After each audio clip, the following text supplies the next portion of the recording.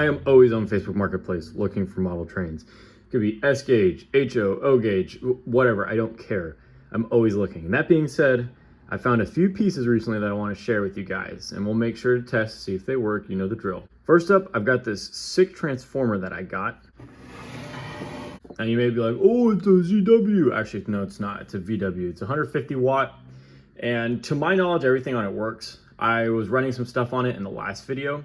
The only thing that's like a little sketchy is the horn. I don't know if the horn function works because I don't own any trains that have a functioning horn, funny enough. Regardless, we'll use it to run the trains that I did buy later in this video. Now for the part that you guys are probably waiting for.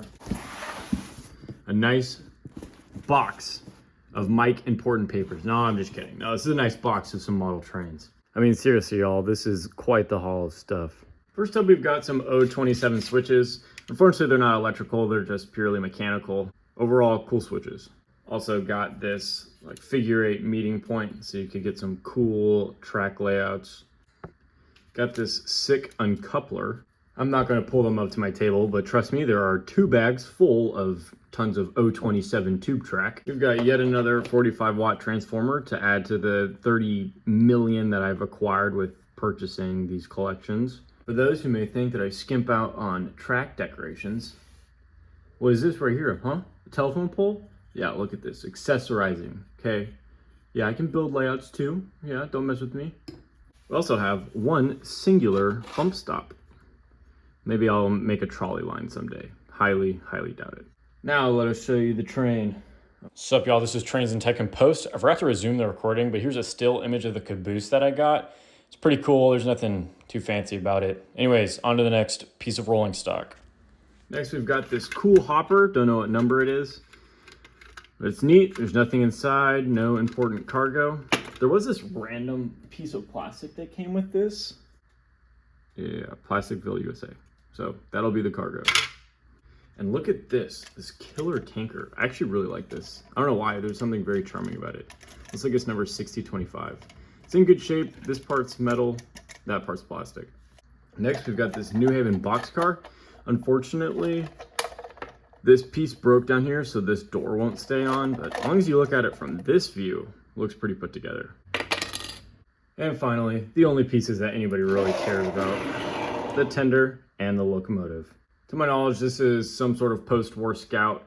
Now, a really cool part about this train is look at how the side striping, this orange, is still in really good shape. I've seen a lot of photos of these online where most of the paint has flaked off or is like really rubbed down.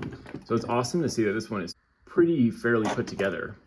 Now for our tender here, it also looks to be in really good shape. It's clearly not perfect. I mean, you can see that kind of like dent along the side, but in terms of actually reading the Pennsylvania logo, it looks really good. Taking a look at the underside of our locomotive here, it is super, super clean. Love that old style plate right there, 027. Really neat piece. I hate touching it because I don't want to accidentally rub off some of the paint because it really is in great shape. Unfortunately, there's no smoke unit on this guy. However, it does feel nicer than the last steam engine I had, which was coincidentally a 242 as well. If you didn't see that video, link to it will be right up there. And I did get that one from a thrift store. So that's a great video, should be a fun watch. This one feels definitely nicer. That's where the magic happens right there. So we looked at all the trains, let's throw them on the track. I genuinely do not know if this table has ever been this clean since I started this channel. I mean, look at how put together this is right now. This is gonna be like a one-time only kind of thing. Namely because I'm finally getting foam for this, and I will be building a layout as much as I do not want to. Because truth be told, guys, I really just like fixing trains. The modeling part is kind of whatever for me, but I would like to have a layout so that people could, you know, come to my crib and I can show them the trains, and it's not just this table with a ton of junk on it. Does something look wrong with that? Last time I checked, I don't think that's supposed to be grinding the middle rail. Plus, these wheels aren't even on the track right now. So let's fix this. After a little bit of metal bending, we are looking better than ever. Tender is now hooked up. Using our brand new transformer, let's see if she runs. Well, the light works. First, let's check to make sure that the track itself is good.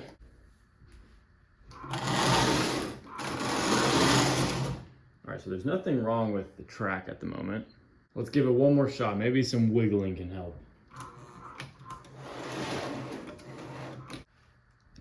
I am noticing that shouldn't be like that. That does not look good. So let's like try to bend this out a little bit. I doubt that was our issue per se, but I'm sure it wasn't helping. One more shot.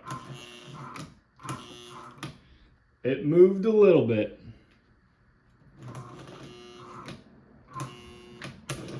Oh, come on.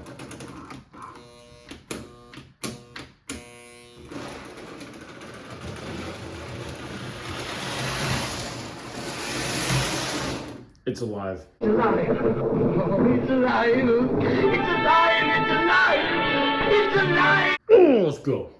Fire me up. Oh, come on.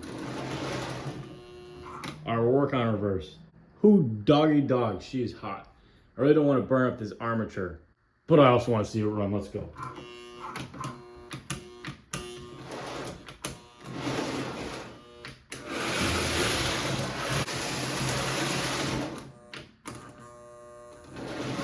It is not a happy camper in reverse. That is for sure. I don't like how it doesn't want to reverse. And I'm not calling it here. We're going to throw it on the bench and we're going to clean it out. All right, y'all, we're back at the bench. Let's start getting this taken apart.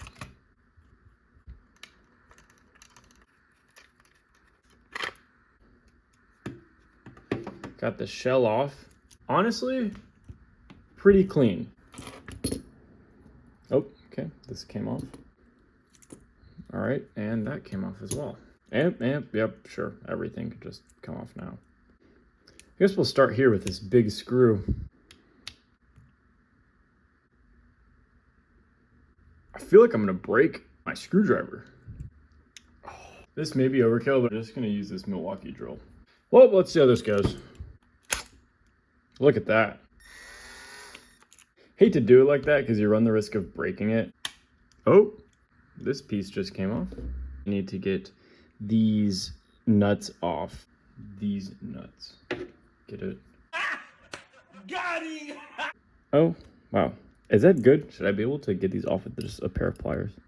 Just to let you know what I'm trying to do right now, I just want to get access to the armature so I can at least try to clean the commutator to some extent. Now this should hopefully come off. Nice. So for a quick electrical anatomy lesson, we have our brushes right here. So this one is sticking out a little bit. Looks like this brush spring is not really working. Now, here's a look at our commutator. And then these little spots that break it up are our commutator segments. And then we have our armature windings. Super, super cool. That being said, that is very, very, very dirty. So what I like to do, and I learned this from SMT mainline, is just use this fiberglass pencil and we'll clean it up. Yeah, look at how gnarly that is. If I had to guess, I don't know if this has ever been serviced this in depth. And look at that, after just a little bit of elbow grease, it almost looks brand new. And real quick, I am going to mess with this brush because I don't know why it's so stuck. So I tried to clean out where these brushes seat just a little bit. Let's put them back inside of here and see if they're any better. Okay, that one's super responsive. Let's see about this one. Oh yeah, that's like a night and day difference. And we will stick them back in there. Let's put a drop right here.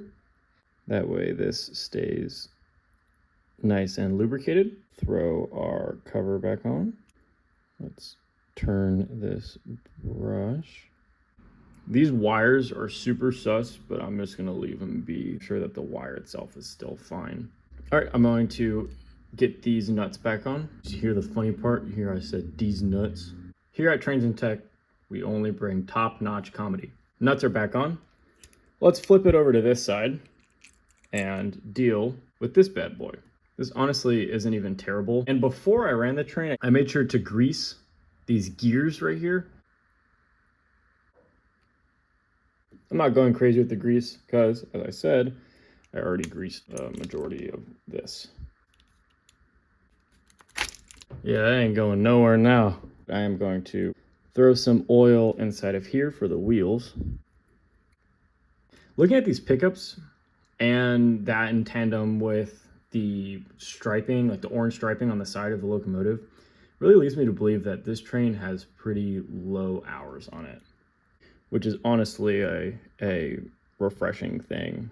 It helps make me feel very confident that this will turn out to be a wonderful runner. Going to try to clean up the E-unit a little bit. The train was having an issue going into reverse. Now, I don't know if directly that was an issue with the E-unit itself, but since we are here and everything is very clear and visible, and I can obviously see the entire mechanism right here, I am going to spray just a tad bit of electronic cleaner in it, which is usually my very lazy way of fixing a broken E-unit. Not to say that this one is necessarily broken because it looks like it is working, but just in case there's any shadow of a doubt. Now we just got to put the train back together.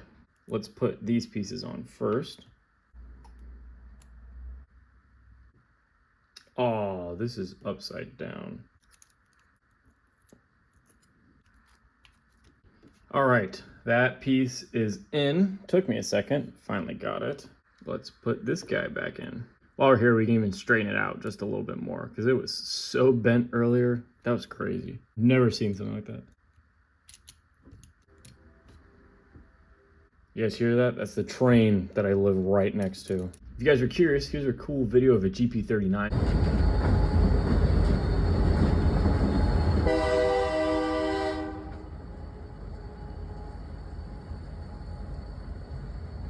Anywho, let us put on this shell. I made sure to wash my hands so that way I don't mess up the immaculate condition that the shell is in.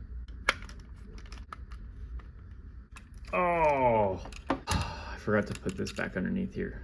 All right, I'm just gonna cut to whenever I put this back on correctly. Now that I've got this on properly and our tender pickup is actually underneath this bar, we've got one last screw to put in.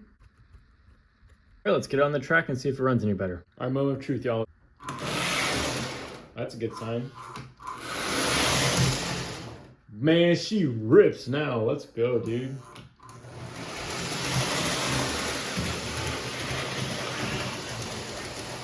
And just to show that reverse is working awesome again.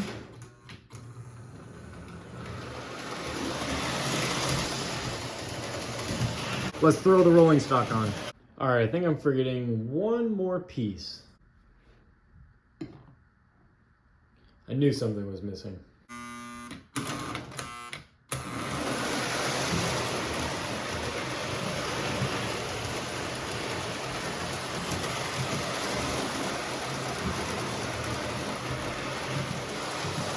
Well guys, I'm super happy that I was able to get this running again. And it looks like I did not get scammed from Facebook Marketplace. So just word of the wise, if you're buying anything off Marketplace, just be careful and know what you're getting yourself into. Do your research. If it's too good to be true, chances are it's probably the case. Thank y'all for watching. Yes, I will be building this layout. Just wait, it will happen eventually. Hope y'all enjoyed, and I'll catch you in the next one.